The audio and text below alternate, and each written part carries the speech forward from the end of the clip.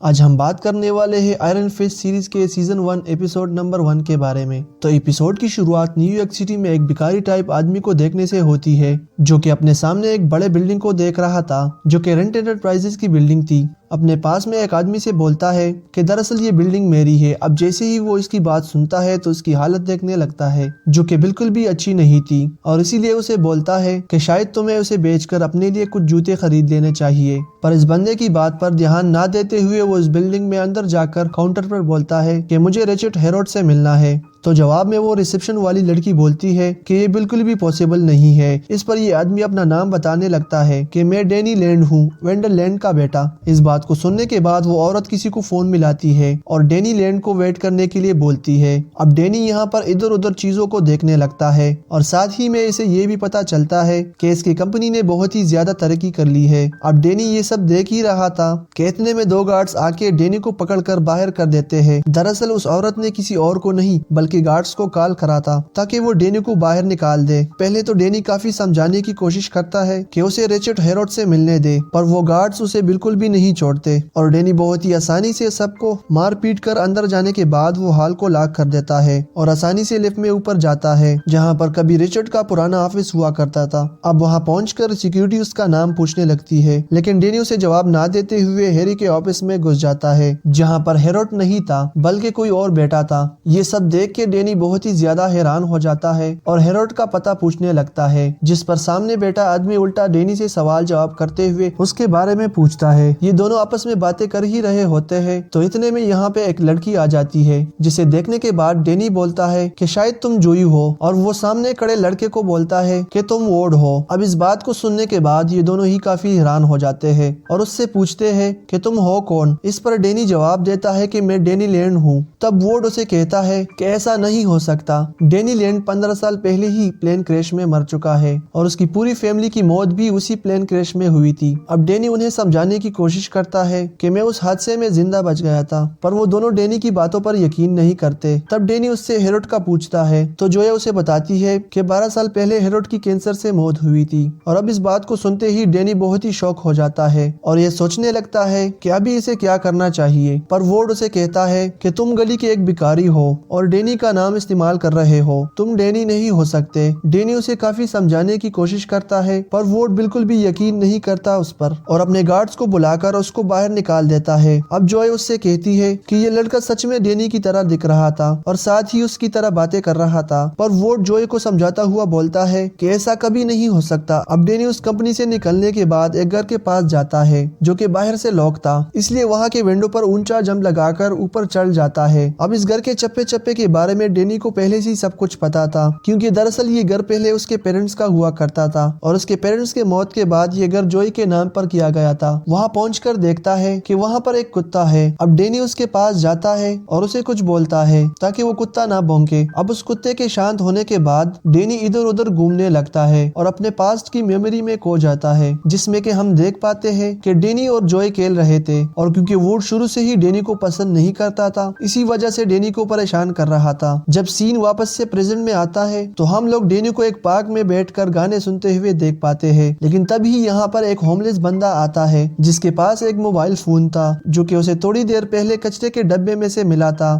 اسی لیے ڈینی اپنے بارے میں کچھ سرچ کرنے کو کہتا ہے اور انٹرنیٹ پر لکھی انفارمیشن کے حساب سے اسے یہ پتا چلتا ہے کہ ڈینی لینڈ اور اس کی فیملی 15 سال پہلے ہی ہمالیہ کے ایک پلین کریش میں ان کی موت ہو چکی تھی، جس کے بعد ان کی باڈیز تک نہیں مل سکی۔ اور اس بات کو جاننے کے بعد ڈینی کو کافی دکھ ہوتا ہے کہ آخرکار یہ باقی لوگوں کو یقین کیسے دلائے کہ یہ ڈینی لینڈ ہے۔ آگے کے سین میں ہم دیکھ پاتے ہیں کہ اگلے دن ڈینی اسی گھر کے سامنے جاتا ہے اور اب جیسے ہی جوئی گھر سے باہر آتی ہے تو ڈینی اس کے پاس جا کر اپنے بارے میں بتانے کی کوشش کرنے لگتا ہے اور پاسٹ کی ساری میموری بتاتے ہوئے کہتا ہے کہ میرا یقین کرو میں ہی ڈینی لینڈ ہوں۔ اس پر جوئی بولتی ہے کہ یہ ساری انفارمیشن انٹرنیٹ پر موجود ہے اور کوئی بھی جا کر اس کا پتہ کر سکتا ہے، اور ساتھ ہی جوئی اس کو دھمکی دیتی ہے کہ تھوڑی ہی دیر میں میرا گارڈ रिजल्ट आता ही होगा और अगर उसने तुम्हें मेरे साथ देख लिया तो अंजाम बिल्कुल भी ठीक नहीं होगा। इस बात को सुनने के बाद अब डैनी यहाँ से जाने लगता है और रोड क्रॉस करते वक्त एक टैक्सी से टकराने ही वाला था कि वो टैक्सी के ऊपर से साइड फ्लिक मारता हुआ वहाँ से निकल जाता है। ये सब देखने के बाद जोई काफी ज्यादा हैरान हो जाती है कि इतनी ऊंची साइड फ्लिक कैसे कोई मार सकता है। अब डैनी यहाँ से जाने के बाद एक पार्क में मार्शल आर्ट्स का प्रैक्टिस कर रहा था कि इतने में ही यहाँ पर एक लड़की आती है और वहाँ पर पड़े बॉक्स में पैसे डालती है और उसके बाद वो एक बोर्ड पर अपने सेंटर की इश्तिहार लगा रही थी। इतने में डैनी पैसे उठाकर उस लड़की से कहता है कि मैं कोई भिखारी नहीं हूँ, मैं बस मार्शल आर्ट्स की प्रैक्टिस कर रहा था। लेकिन वो लड़की पैसे वापस लेने से मना करती है और वहाँ से जाने लगती है। अब डैनी उससे कहने लगता है कि मुझे तुम्हारे सेंटर में कुछ काम मिल सकता है, तो जवाब में वो लड़की कहती है कि माफ करना, मेरे सेंटर में तुम्हारे लायक कोई काम नहीं। अब हम देखते हैं कि वोड अपने घर जा रहा होता है कि उसकी गाड़ी में पहले से ही डैनी मौजूद है।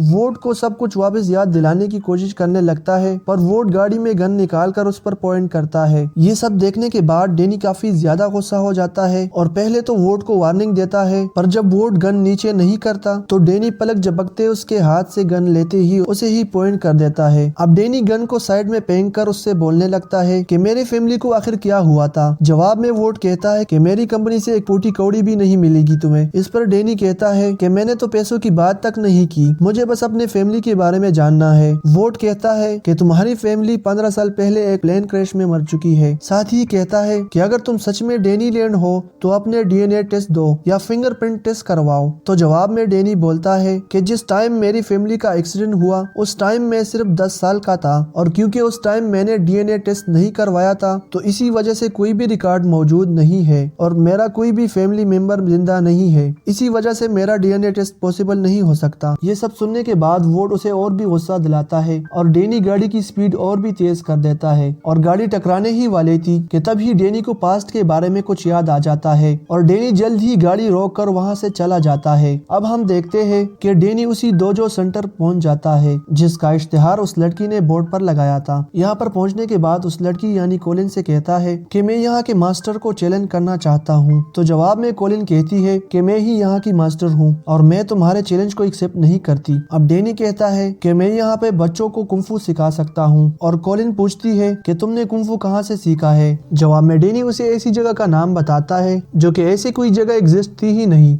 इसी वजह से कोलिन उस पर यकीन नहीं करती और कोलिन उसे वहाँ से जाने का कहती है और उसे एक जोड़ी शूज भी देती है। डैनी उसका शुक्रिया करके वहाँ से जाने लगता है। अब डैनी नीचे बैठकर शूज पहन ही रहा था कि इतने में वुड के कुछ गुंडे वहाँ पहुंचकर डैनी पर हमला कर देते हैं। डैनी उनमें से कुछ गुंडों को मार के वहाँ से भागने की कोशिश करता है और भागने के दौरान उसके सामने एक ऊंचा दीवार आ जाता है जिसको पार करते हुए वहाँ पर भी एक बंदा पहुंच जाता है और उसके साथ भी फाइट करके उसको बेहोश कर देता है और एक भीड़ वाली जगह पर पहुंच जाता है। वहाँ से वो मास्क पहनकर सभी गुंडों को मारने लगता है और आखिर में वोट के खास बंदे को पकड़कर पूछने लगता है कि आखिर तुम्हें भेजा किसने है। जवाब में वो बंदा बोलता है कि उसे वोट ने भेजा था। डैनी ये सुनकर बहुत ही हैरान हो जाता है और वहाँ से चला जाता है और अब हम वोट को देख पाते हैं जो कि अपने ऑफिस से निकलने के बाद अपने एक सिगरेट बिल्डिंग के अंदर जाता है जो कि इसी के नाम से उसने खरीदी हुई थी। अब अंदर पहुंचकर ऊपर लिफ्ट में जाकर एक सिगरेट रूम में अपने स्कैनर हैंड पर हाथ रखकर रूम के अंदर जाता है। अब वोट के अंदर जाने के बाद हमें पता चलता है कि वोड यहाँ पर हेरोड से मिलने आया था जो कि अभी भी जिंदा है और उसने अपने मरने की झूठी खबर फैला रखी है। अब वुड हेरोड को डैनी के बारे में बताना चाहता था पर हेरोड को ये सारी बातें पहले से ही पता थी जिसकी वजह से हेरोड खुद भी बहुत परेशान था। उसे बिल्कुल समझ ही नहीं आ रहा था कि डैनी जिंदा कैसे बच गया था। अब हेरोड वुड को कहता है कि जितना भी तुम्हें कहता हूँ उतना ही करना जैसे तुम करते ही आ रहे हो। इस बात को सुनने के बाद वुड वहाँ से चला जाता है। अब अगले दिन डैनी फिर से उस बिल्डिंग में घुस गया है और जोई जैसे ही अपने ऑफिस में आती है तो डैनी को बैठता हुआ पाता है और जोई उससे पूछती है कि आखिरकार तुम यहाँ तक कैसे पहुँचे। जवाब में डैनी बोलता है कि ये उसके दूसरे घर जैसा है और इसी वजह से मुझे इस बिल्डिंग के सारे इन आउट पता है। अब डैनी से बात करने के लिए जोई मान जाती है और इसके लिए कॉफी का कप देती है। अब डैनी कॉफी पीते हुए जोई को पिछली रात के बारे में बताता है कि वोड ने उसे मारने के लिए बंदे भेजे थे। अब जोई उसे कहती है कि तुम उस प्लेन क्रैश में कैसे बचे थे। डैनी उस हादसे के बारे में बताने ही लगता है कि उसे कुछ हो जाता है और उसे समझ आ जाता है कि ये सब जोई की एक चाल थी